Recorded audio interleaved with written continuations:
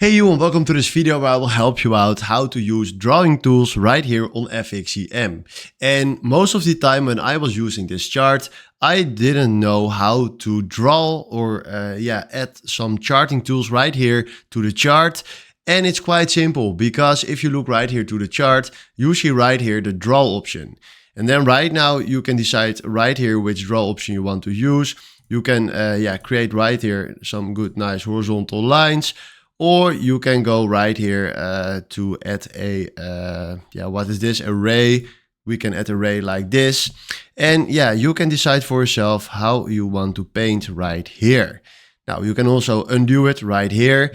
And if you click right here, you have also a crosshair if you want to use that. But this is how you can use the drawing tools right here on FXCM. So play with this. Try what you want to use, and this is exactly how it works. So hopefully this was the video where I was looking for. Thanks for watching and have a wonderful day. Ciao.